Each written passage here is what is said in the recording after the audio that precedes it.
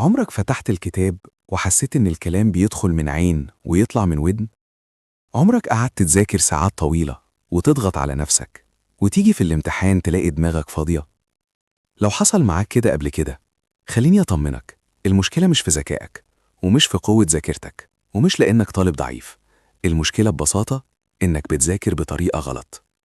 الحقيقة إن الحفظ السريع مش سر ولا موهبة خاصة بناس معينة. الحفظ السريع مهارة، والمهارة دي أي طالب يقدر يتعلمها لو عارف يشتغل مع دماغه مش ضده. النهاردة هشاركك أفضل 6 طرق للحفظ السريع، طرق بسيطة جدا، عملية ومجربة مع طلبة كتير، ولو طبقتها صح هتحفظ في وقت أقل بكتير وهتنسى أقل وهتحس بثقة وانت داخل أي امتحان. وخليك معايا للآخر، لأن آخر طريقة هي الأهم على الإطلاق، وكتير من الطلبة بيتجاهلوها مع إنها السبب الحقيقي إن المعلومة تفضل ثابتة في الدماغ.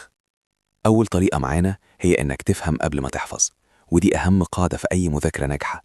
أكبر غلطة بنقع فيها إننا نمسك الكتاب ونحفظ وخلاص من غير ما نسأل نفسنا هو الكلام ده معناه إيه. المخ بطبيعته بيكره الحفظ الأعمى وبيقاوم أي حاجة ملهاش معنى، لكن أول ما تفهم المقاومة دي بتختفي. علشان كده قبل ما تحفظ أي فقرة، أي قانون أو أي تعريف، اسأل نفسك سؤال بسيط: أنا فاهم ده ليه؟ اقرأ الفقرة بهدوء وبعدها اقفل الكتاب وحاول تشرح اللي قريته لنفسك بأسلوبك كأنك بتحكيه لصديق. لو قدرت تشرحه بسهولة يبقى أنت فاهم، ولو لقيت نفسك بتتلخبط يبقى محتاج ترجع تفهم تاني. ما تستعجلش على الحفظ، لأن الفهم بيختصر عليك نص الطريق، والمعلومة اللي اتفهمت صح بتدخل الدماغ من غير مجهود وبتثبت لفترة أطول. وافتكر دايما القاعدة الذهبية: الفهم نص الحفظ. الطريقة التانية هي الحفظ على أجزاء. ما تحاولش أبدا تحفظ الدرس كله مرة واحدة، لأن المخ ليه طاقة محدودة، ولو حملته أكتر من طاقته هيقفل ويبدأ ينسى.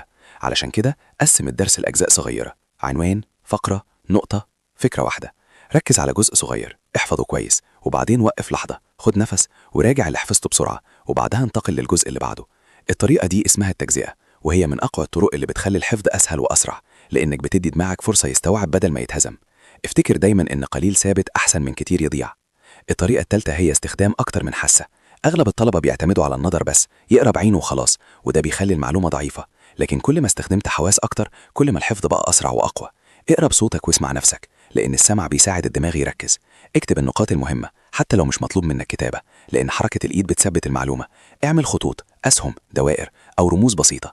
المخ بيحب الحركة والشكل والصوت وبيمل من الكلام الساكن. حاول تحول المذاكرة من مجرد قراءة لتجربة، وكل ما المعلومة تبقى تجربة كل ما تتخزن في الدماغ بسهولة.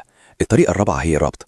المخ ما بيحبش المعلومات الغريبة اللي ملهاش علاقة بحاجة، لكنه بيحب جدا المعلومات اللي مترابطة. علشان كده اربط أي معلومة جديدة بحاجة قديمة تعرفها. درس تاريخ اربطه بقصة أو حكاية. قانون الفيزياء اربطه بموقف حصل معاك في حياتك. تعريف حوله لمثال بسيط. كل ما المعلومة يبقى ليها معنى في حياتك اليومية كل ما تتحفظ أسرع. الربط بيكون شبكة في الدماغ، وكل ما الشبكة دي تكبر وتقوى كل ما النسيان يقل، لأنك لما تنسى نقطة نقطة تانية تفكرك بيها.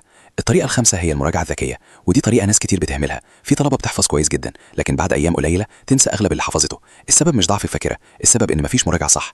المراجعة الذكية معناها إنك تراجع في أوقات محددة، مش تفتح الكتاب من الأول وتعيد كل حاجة. بعد ما تحفظ مباشرة راجع اللي حفظته بسرعة، بعد 24 ساعة راجع تاني مراجعة خفيفة، وبعد أسبوع اعمل مراجعة أخيرة. الطريقة دي بتساعد المعلومة تنتقل من الذاكرة المؤقتة للذاكرة الطويلة، وبتخليها ثابتة من غير ما تضيع وقتك. دقائق مراجعة صح ممكن توفر عليك ساعات إعادة مذاكرة.